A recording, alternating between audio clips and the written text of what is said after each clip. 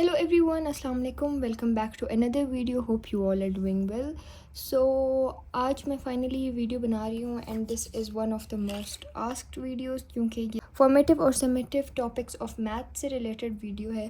पहले मैंने एग्ज़ाम से पहले जितनी भी वीडियोस बनाई थी अबाउट दिस टॉपिक, मैंने बाकी सब सब्जेक्ट्स के लिए कहा था कि ये फॉर्मेटिव एंड समेटिव कर लें, लेकिन for maths I have always said कि ये ना करें क्योंकि मैथ्स के लिए इट्स रिस्की।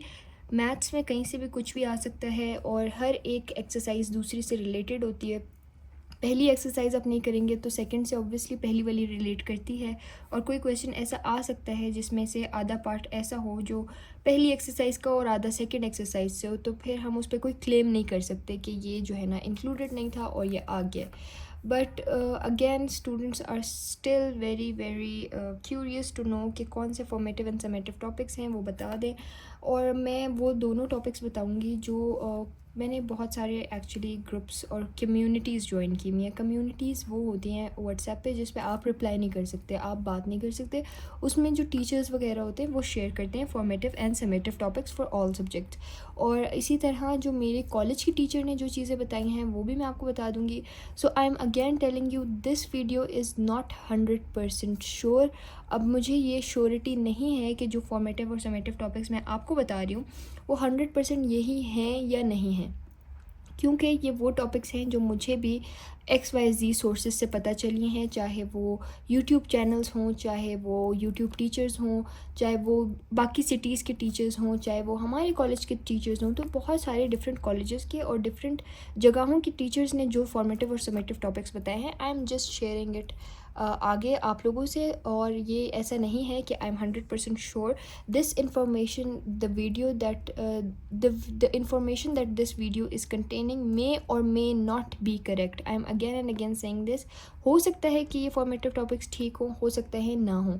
अब कुछ चीज़ों में एम्बिग्यूटीज़ हैं, कुछ चीज़ें ऐसी हैं कि एक टीचर ने कहा समेटिव है, एक कह रहे हैं फॉर्मेटिव है। ये वाले मसले बहुत ज़्यादा आ रहे हैं। तो मैथ्स के तो मैं बिल्कुल फेवर में ही नहीं थी कि फॉर्मेटिव सिलेबस करें या कोई बच्चा भी फॉर्मेटिव वाला पार्ट फॉलो करे। लेकिन अब आप लोग पूछ ही रहे हैं तो मैं वो सारी इन्फॉर्मेशन जो मेरे पास है आगे सिर्फ शेयर कर रही हूँ। आई am not 100% sure about it.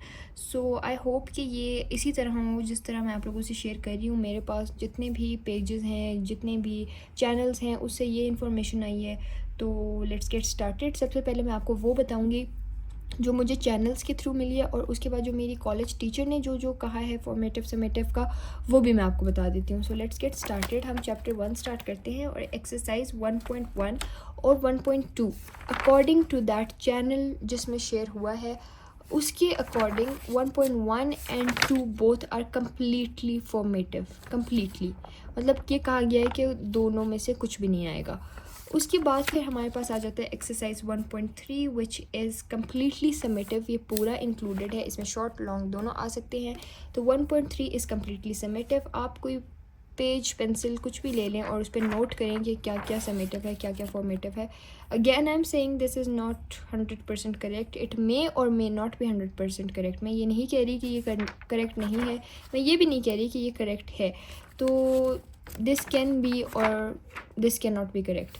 अच्छा, ये जो हमारे पास पेज नंबर 11 पे कुछ प्रॉपर्टीज़ दी हुई हैं, यहाँ से ये प्रूव वाली प्रॉपर्टीज़ जो हैं रियल एंड इमेजिनरी, इसमें मैंने इंपॉर्टेंट लिखा तो था लेकिन बाद में मुझे पता चला है कि ये सारे फॉर्मेटिव हैं। पेज नंबर 15 तक ये सारे फॉर्मेटिव हैं। उसके बाद फिर हमारे पास आ जाता है एक्सरसाइज 1.4 आ जाती है which is again completely summative. Summative means included, formative means not included. तो ये कम्प्लीटली समेटिव है और ये आ सकता है। उसके बाद हम चैप्टर 2 देख लेते हैं। अच्छा, चैप्टर 2 में हमारे पास आ जाता है 2.1। अब 2.1 बहुत सी जगहों पे कहा गया है कि इट इज़ कम्प्लीटली फॉर्मेटिव, लेकिन ये जो चैनल है इसमें कहा गया है कि 2.1 इज़ समेटिव, जबकि हमारे भी कॉलेज में यही बताया था कि ये फॉर्मेटिव है। उसके बाद हमारे पास आ जाता है 2.2। 2.2 कुछ लोग कह रहे हैं कम्प्लीटली फॉर्मेटिव है, कुछ लोग कह रहे हैं कि कम्प्लीटली समेटिव है। लेकिन ये जो चैनल है इसमें ये शेयर हुआ है कि क्वेश्चन 1, 2, 10, 11, एंड 12, 1, 2, 10, 11 एंड 12 इंक्लूडेड हैं, बाकी इंक्लूडेड नहीं है। जबकि ये जो क्वेश्चन नंबर 7 है ये मैंने खुद मॉडल पेपर में देखा है। तो 2.2 आप पूरी कर लें, बेशक 2.1 छोड़ दें। 2.1 से अगर कुछ आया भी तो MCQ से ज़्यादा कुछ नहीं आएगा। आई डोंट रियली वांट कि आप लोग 2.2 छोड़ें। 2.2 से क्वेश्चन मैंने खुद देखा है मॉडल पेपर में, और मॉडल पेपर में तब तक क्वेश्चन नहीं आता, फॉर्मेटिव टॉपिक से तो क्वेश्चन आते ही नहीं है। वो वही क्वेश्चंस देते हैं जो उन्होंने फॉर्मेटिव समेटिव में दिया हुआ होता है। उसके बाद आ जाता है 2.3। 2.3 इज़ कम्प्लीटली इंक्लूडेड, ये सारा इंक्लूडेड है। 2.4 भी कम्प्लीटली इंक्लूडेड है, और 2.4 इंक्लूडेड है। 2.5 पूरा इंक्लूडेड है। 2.6 इंक्लूडेड भी है और बहुत इंपॉर्टेंट भी है, इससे एक लॉन्ग ज़रूर होता है, तो आप 2.6 की अच्छी प्रिपरेशन करें तो ये बहुत इंपॉर्टेंट भी है। उसके बाद हमारे पास आ जाता है चैप्टर नंबर 3। अब अगेन चैप्टर 3 में कुछ लोग कह रहे हैं 3.1 एक्सक्लूडेड है, जबकि मेरे पास जो ये शेयर हुआ है इसमें यहाँ पे क्लियर कट लिखा हुआ है कि chapter 3 is completely summative. Summative means included, completely included. हमारे कॉलेज में भी हमें टीचर ने यही बताया कि 3.1, 2 एंड 3, 4 सब इंक्लूडेड है, 4 की 4 एक्सरसाइजेज इंक्लूडेड है। कुछ लोग यूट्यूब पे ये कह रहे हैं कि 3.1 इंक्लूडेड नहीं है, लेकिन हमारे कॉलेज में भी यही कहा है कि इंक्लूडेड है, और जितने चैनल्स मैंने ज्वाइन किए हैं सब में 3 के लिए तो यही आया है कि 3 कम्प्लीटली इंक्लूडेड है। फिर हमारे पास आ जाता है चैप्टर नंबर 4। चैप्टर नंबर 4 में हम देखते हैं 4.1, I've heard that this is not included. 4.1 is not included, जबकि 4.1 अगर देखा जाए बहुत आसान है। सिर्फ यहाँ पे n दिए में n की वैल्यूज़ पुट करनी है और प्लस करके आंसर निकालना है। So it is very easy. मैं यही आप लोग को कह रही हूँ, जो बहुत आसान क्वेश्चन हैं उसमें सब कह रहे हैं कि ये फॉर्मेटिव है। ये अगर आप कर भी लेंगे ना, ये एक्सरसाइज 5 मिनट में भी नहीं होगी, मतलब इट्स दैट स्मॉल। 3-4 मिनट में ये एक्सरसाइज हो जाएगी, लेकिन फिर भी स्टूडेंट्स को है कि बता दें फॉर्मेटिव है कि हम छोड़ दें। 4.2 का अगेन कम्प्लीटली समेटिव है मेरे पास, मेरी टीचर ने भी यही कहा है, और ये जो चैनल्स हैं इन्होंने भी यही कहा है कि 4.2 कम्प्लीटली समेटेड है। एक फार्मूला है जो सब में अप्लाई हो रहा है, बस ये। और उसके बाद 4.3 है। 4.3 is again completely summative, included है। 4.4 में अब कुछ लोग कह रहे हैं कि फॉर्मेटिव है। ये जो चैनल्स हैं इसमें सब ने कहा है कि फॉर्मेटिव है, जबकि मेरी टीचर ने कहा है कि समेटिव है। So I am having no idea about it. Risk है बहुत बड़ा। अगेन इसमें भी एक ही फार्मूला अप्लाई हो रहा है। ये आगे 4.5 में भी यही चीज़ है, तो 4.5 में जब करनी ही है तो फिर क्या मसला है अगर आप यहाँ पे कर लेंगे। मतलब अगर आपने ये एक्सरसाइज नहीं की होगी, आप 4.5 में बहुत सारे क्वेश्चंस नहीं कर सकते। तो ये मुझे समझ नहीं आती कि ऐसे कैसे हो सकता है कि एक एक्सरसाइज जो अगली से रिलेटेड है, पहली वाली में उसका कॉन्सेप्ट है वो इंक्लूडेड ना हो, और आगे जो उसके क्वेश्चन है वो इंक्लूडेड हो। सो 4.4 कर लें, 2-3 क्वेश्चन से कर लें, आपको कॉन्सेप्ट समझ आ जाएगा। लेकिन यहाँ पे अगेन लिखा हुआ है फॉर्मेटिव, बट हमारे कॉलेज में यही कहा है कि समेटिव है। अगेन 4.5 का मैं आपको बताती हूँ। 4.5 में हमारे पास है कि कम्प्लीटली समेटिव। अच्छा, 4.4 के क्वेश्चन नंबर्स बताए हुए हैं जो फॉर्मेटिव और समेटिव हैं। क्वेश्चन 4 में इन्होंने कहा हुआ है 4.4 में कि क्वेश्चन 1 से लेके 13 तक यहाँ तक जो है ना, ये क्वेश्चंस इन्होंने कहा फॉर्मेटिव है। क्वेश्चन 14 से लेके 30 तक, लास्ट क्वेश्चन तक, ये समेटिव है अकॉर्डिंग टू द चैनल, जबकि हमें तो यही कहा है कि पूरा इंक्लूडेड है। उसके बाद हमारे पास आ जाता है 4.5 विच इज़ कम्प्लीटली इंक्लूडेड, और फिर आ जाता है 4.6। और 4.6 में कहा है कि 1, 2 एंड 3 जो है वो एक्सक्लूडेड है, वो जो है ना इंक्लूडेड नहीं है, फॉर्मेटिव में। जबकि 4 से लेकर 12 तक जो क्वेश्चंस हैं वो सारे समेटिव हैं और इंक्लूडेड है। उसके बाद हमारे पास आ जाता है 4.7, और उसमें कहा हुआ है क्वेश्चन 1 इज़ इंक्लूडेड, और क्वेश्चन 2 से लेके 30 तक समेटिव, फॉर्मेटिव सॉरी। अब ये चीज़ आप खुद देखें, क्वेश्चन 1 ये है, ठीक है, क्वेश्चन 1 ये है, ये जो सारे क्वेश्चंस हैं ये क्वेश्चन 1 की तरह ही हैं, तो फिर ये क्यों एक्सक्लूडेड होंगे? अगर ये इंक्लूडेड है तो ये 8 तक कैसे एक्सक्लूडेड हो सकते हैं? मतलब, और सिग्मा नोटेशन मैंने देखा है पेपर में, ऐसे नहीं हो सकता। हमें जो कॉलेज में बताया वो ये है कि 1 से लेके 12 तक इंक्लूडेड है, 13 से लेके 22 तक इंक्लूडेड नहीं है, क्योंकि इससे रिलेटेड जो पीछे टॉपिक है ना वो फॉर्मेटिव है। ये वाला जो इंपॉर्टेंट रिजल्ट्स वाला जो टॉपिक है वो फॉर्मेटिव है। इंपॉर्टेंट रिजल्ट वाले टॉपिक से रिलेटेड ये क्वेश्चंस हैं 13 से लेकर 22 तक। तो 13 से लेकर 22 तक इंक्लूडेड नहीं है, बाकी 1 से लेकर 12 तक और 23 से लेकर 30 तक इंक्लूडेड हैं। हमारे कॉलेज में यही बताया है। और ये जो 23 से लेके 30 तक वाले क्वेश्चन है ना, इसमें से एक लॉन्ग मैंने देखा है मॉडल पेपर में, वो मैं आप लोग को अभी दिखाऊंगी भी। और जो ग्रुप में शेयर हुआ है वो यही है कि ये इंक्लूडेड नहीं है, लेकिन ये है इंक्लूडेड, आप लोगों ने करना है। It's very important. ये arithmetico geometric series is very important. Sigma notation वाले क्वेश्चन शॉर्ट के लिए और MCQs के लिए इंपॉर्टेंट है, ये करें। उसके बाद 4.8 में हमारे पास जो ग्रुप में शेयर हुआ है वो ये है कि पूरा इंक्लूडेड नहीं है, सारी एक्सरसाइजेज, ये सारी एक्सरसाइज इंक्लूडेड नहीं है। जबकि ये जो सम वाला क्वेश्चन है ना, सम अप टिल इन्फिनिटी, ये आया हुआ था। अब आई एम नॉट श्योर, ये देखें ये इस तरह के इतने प्रॉब्लम्स आ रहे हैं ना, I am literally so done with this formative and summative. Federal board ने अगर रिड्यूस करना था सिलेबस तो डायरेक्टली हमें टॉपिक के नाम, एक्सरसाइजेस के नाम बता देते कि भाई ये इंक्लूडेड है, ये नहीं इंक्लूडेड।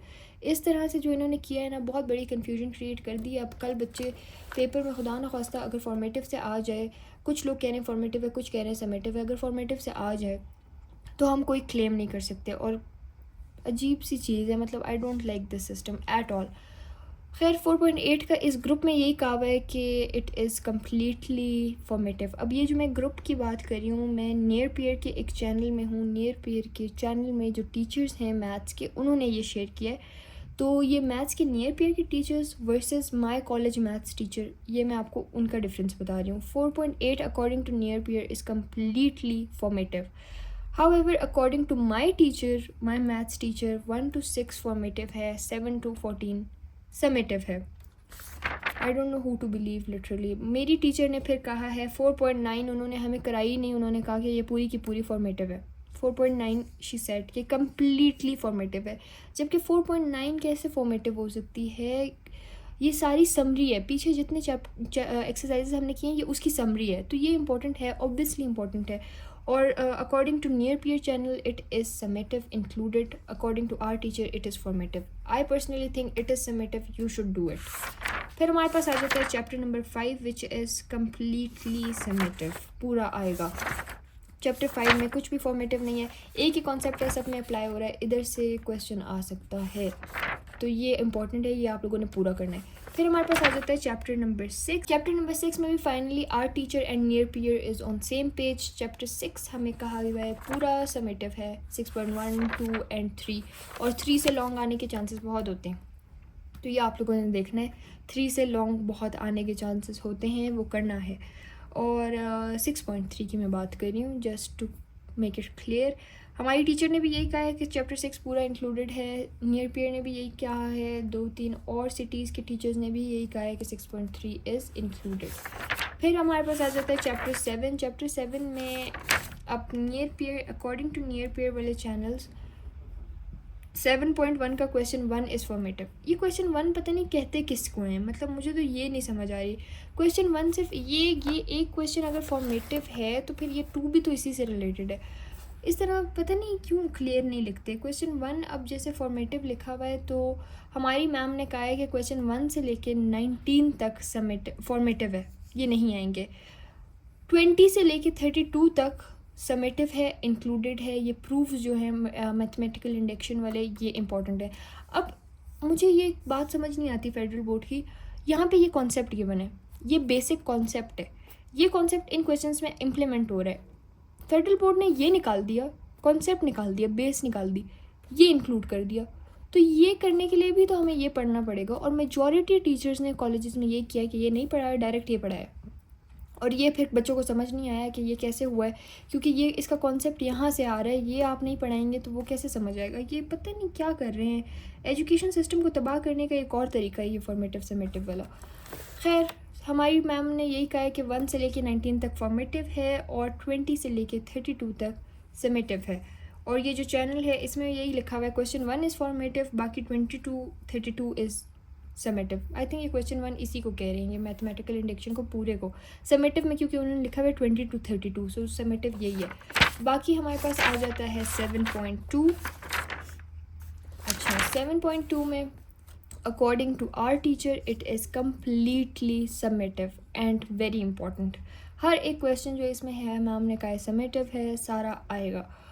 जबकि ये पेज में लिखा हुआ है कि question 1 Pascal triangle is formative, Pascal triangle is formative, ये सच में फॉर्मेटिव है। बाकी हमारे पास आ जाता है 18, क्वेश्चन नंबर 18, 19 एंड 20, ये सारे पैस्कल से रिलेटेड है। 1, 18, 19, 20, तो ये 4 एक्सक्लूडेड हैं, बाकी 2 से लेके 17 तक सब इंक्लूडेड है, समेटिव है।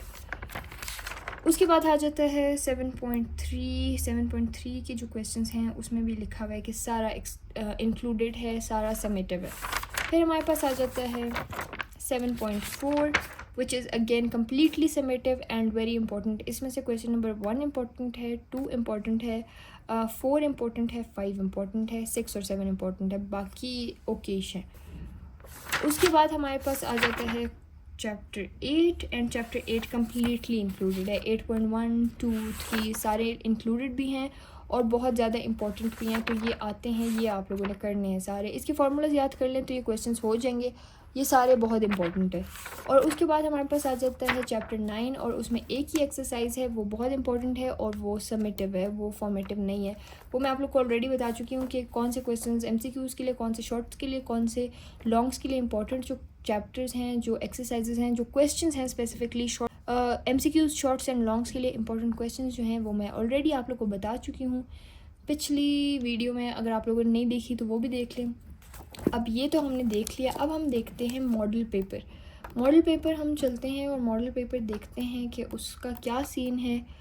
तो पर्सनली आई होप कि फॉर्मेटिव टॉपिक जो इन्होंने हमें बताए हुए हैं वो ना ही आए, क्योंकि बहुत से बच्चों ने बहुत कुछ छोड़ा हुआ है इसी चक्कर में कि वो एक्सक्लूडेड है, और अगर खुदा ना ख्वास्ता वो आ गया तो फिर प्रॉब्लम क्रिएट हो सकती है।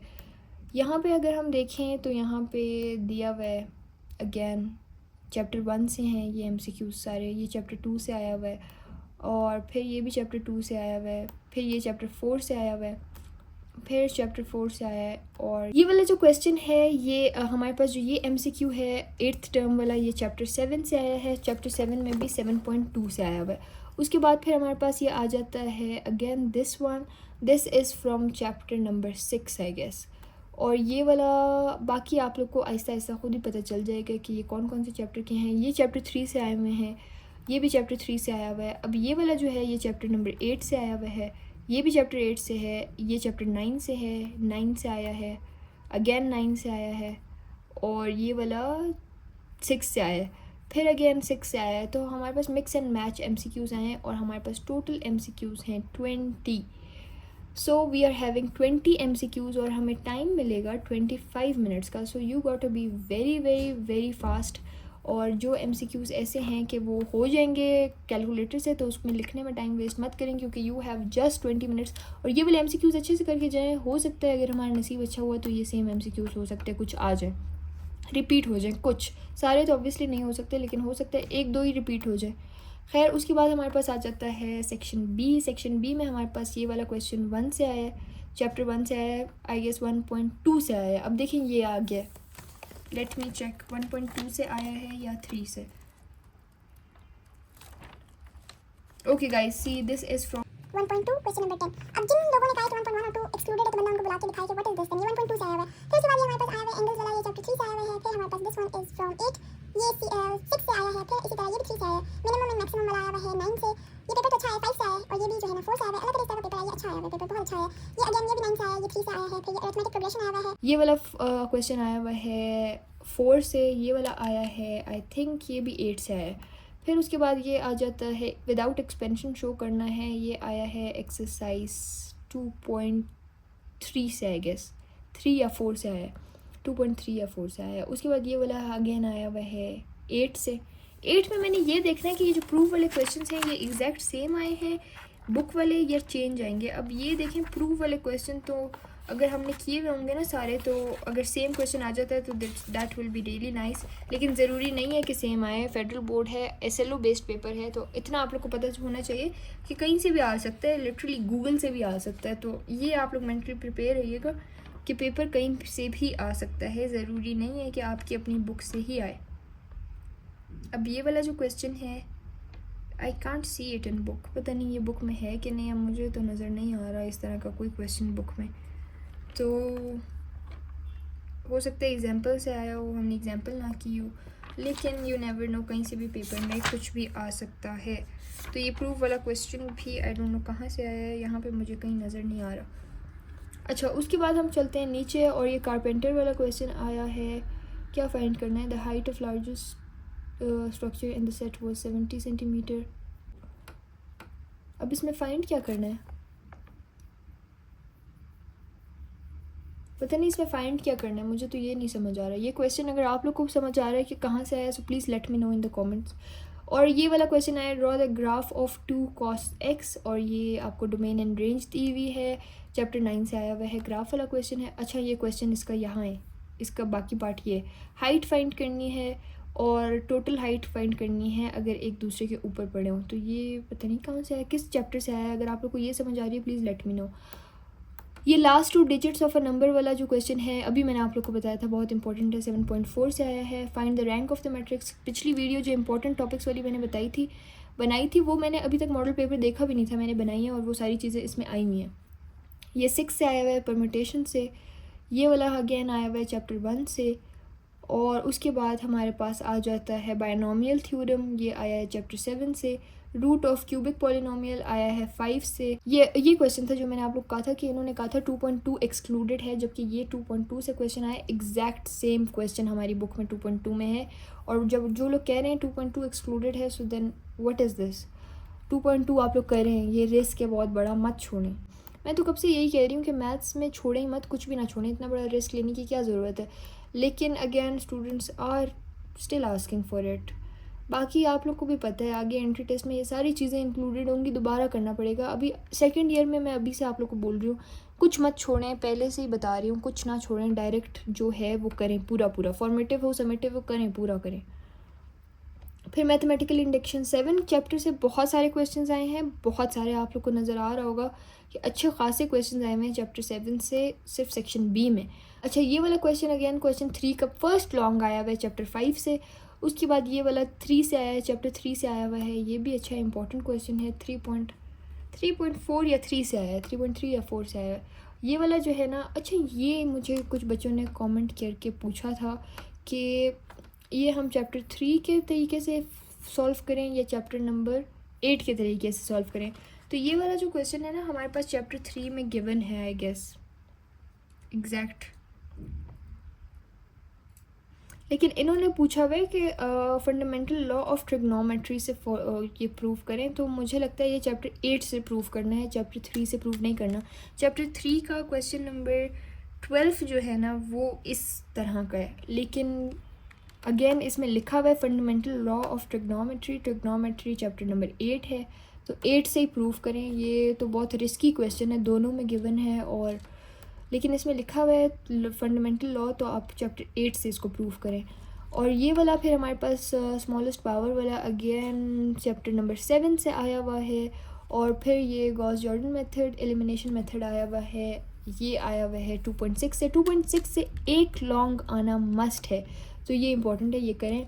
उसके बाद ये हमारे पास फेरिस व्हील दिया हुआ है, calculate the frequency speed at the edge of the wheel, what time it takes. ये किस तरह का, फिज़िक्स के न्यूमेरिकल की तरह कुछ आया हुआ है, और ये हमारे पास आई गेस चैप्टर नंबर 2 से ही आया हुआ है।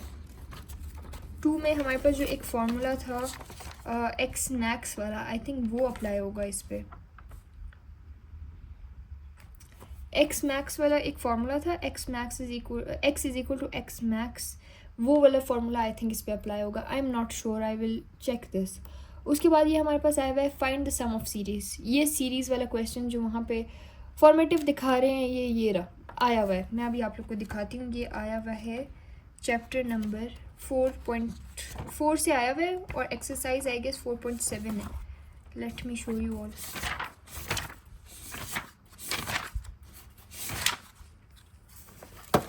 ये क्वेश्चन यहाँ से आया हुआ है, अरिथमेटिक और ज्योमेट्रिक सीरीज़ से आया हुआ है, और ये क्वेश्चन वहीं से आया हुआ है। और दिस मीन्स के arithmetic go and geometric series is important. और जो ये कह रहे हैं कि 4.7 एक्सक्लूडेड है पूरी, तो ऐसा नहीं है, इंक्लूडेड है जो है। उसके बाद ये वाला क्वेश्चन जो है ना, ये जो 4 ऑरेंज बॉल्स दी हुई हैं, रेड बॉल्स, ये कॉम्बिनेशन वाला क्वेश्चन है और ये चैप्टर 6 से आया है। बहुत इंपॉर्टेंट है। इस तरह के बहुत क्वेश्चंस हर पेपर में एक इस तरह का क्वेश्चन ज़रूर आता है लॉन्ग में चैप्टर 6, 7, 2.6 इस तरह के क्वेश्चंस आते हैं। पिछली वीडियो में बहुत डिटेल से मैंने आपको एक्सरसाइजेज बताई हैं, स्पेसिफिक एक्सरसाइजेज बताई हुई हैं लॉन्ग्स के लिए और स्पेसिफिक एक्सरसाइजेज बताई हुई हैं शॉर्ट्स के लिए भी। तो लॉन्ग्स मेजॉरिटी उधर ही से आए हैं, तो आप लोग वो भी देख लें वीडियो जाके। So yes, this was the paper pattern. और अच्छा, मुझे कुछ लोगों के मैसेजेस आ रहे होते हैं कि आप पेपर वेटेज देख लिया करें ना, चैप्टर वेटेज देख लिया करें, तो उस हिसाब से हम तैयारी कर लिया करेंगे। या आप लोग को किसने कहा है कि ये जो वेटेज यहाँ पे नीचे लिखी हुई है, ये चैप्टर वेटेज फॉर पेपर है? ये चैप्टर वेटेज पेपर की नहीं है। ये बहुत बड़ा मिसकंसेप्शन है। आप लोग को ये लगता है कि यहाँ पे इन्होंने लिखा हुआ है कि ये ऐसे परसेंटेज आई हुई है, ये क्वेश्चन इधर ही से आएगा और कहीं से नहीं आएगा। ऐसा नहीं होता। आप लोग को यहाँ पे ये क्यों नहीं नज़र आ रहा कि यहाँ पे इन्होंने क्लियर कट लिखा हुआ होता है कि this does not reflect policy but it is particular to this model question paper. ये सिर्फ इससे रिलेटेड है और किसी क्वेश्चन पेपर से रिलेटेड नहीं है। डिफ़िकल्टी लेवल सबका सेम होता है, SLOs भी सेम होते हैं। ये कॉग्निटिव डोमेन 20% होता है, 50% फॉर नॉलेज अंडरस्टैंडिंग और एप्लीकेशन की जो डिस्ट्रीब्यूशन है ना, परसेंटेज, वो सेम रहती है। 20% नॉलेज, 50% अंडरस्टैंडिंग एंड 30% एप्लीकेशन से आता है। लेकिन ये जो वेटेज दी हुई है, ये जो क्वेश्चंस दिए हुए हैं, यहाँ पे जो लिखा हुआ है ना कि ये क्वेश्चन नंबर जैसे 6 है तो ये अलजबरा से आया हुआ है, और ये जो क्वेश्चन नंबर 5 है फॉर एग्जांपल, ये जो है ना गॉस जॉर्डन मेथड है। ये चीज़ें सिर्फ मॉडल पेपर के लिए दी हुई हैं, इसका आपकी वेटेज से कोई काम नहीं है। ये बहुत बड़ा मिसकंसेप्शन है। कुछ बच्चों को लगता है यहाँ पे लिखा हुआ है अलजबरा का 3 मार्क्स का क्वेश्चन आएगा तो सिर्फ 3 का ही आएगा। ऐसा नहीं होता। ये सिर्फ स्पेसिफाइड है फॉर दिस मॉडल पेपर। ये आपके असली पेपर पे इम्प्लीमेंट नहीं होता। हर पेपर का अपना अलग होता है ये, और इस पे आप लोग डिपेंडेंट ना हो। कुछ बच्चे एग्जैक्ट यही रट के जाते हैं कि यही क्वेश्चन आएगा। अगर क्वेश्चन चैप्टर 1 से आया है पहले क्वेश्चन में मॉडल पेपर में, तो चैप्टर 1 से ही आएगा। ज़रूरी नहीं होता है ऐसा, कुछ ज़रूरी नहीं है, कुछ भी ऐसा नहीं है। तो ये वेटेज ना देखा करें। This is only specified for this model paper. So I hope this video was helpful. This was very much asked video. और कल भी कुछ बच्चे कह रहे थे आप ये पहले अपलोड कर देती हैं, लेकिन मैंने पोल लगाया था इंस्टा पे एज आई हैड टोल्ड, और वो पोल पे 80 से ज़्यादा लोगों ने इंपॉर्टेंट क्वेश्चंस पहले मांगे थे, तो इसलिए मैंने पहले वो अपलोड किया। आज मैं ये अपलोड कर रही हूँ। आज मैं सुबह जल्दी कोशिश कर रही हूँ कि ये मैं अपलोड कर दूँ ताकि ये आप लोग के लिए हेल्पफुल हो। Again remember me in your prayers and दुआ करें कि सबका पेपर अच्छा आए, आसान आए। एंड आई होप ICS वालों का कंप्यूटर का पेपर अच्छा हुआ हो। बायो के जो बच्चे हैं, गुड लक टू देम। अल्लाह करे उनका पेपर भी बहुत अच्छा हो और हमारा पेपर भी बहुत अच्छा हो, आसान सा आए, टाइम पे कंप्लीट हो जाए। टाइम मैनेजमेंट की वीडियो मैं आप लोग के लिए बना दूंगी नेक्स्ट इंशाल्लाह, और टाइम मैनेजमेंट और पेपर प्रेजेंटेशन की एक वीडियो मैं बना दूंगी क्योंकि उसके लिए भी बहुत मैसेजेस आए हुए थे। ये वीडियो ऑलरेडी बहुत लंबी हो गई है, वरना मैं इसी में इंक्लूड कर देती। So this was it for the video. Thank you so much for watching. Till next time, अल्लाह हाफिज़। See you all in the next one. Bye bye.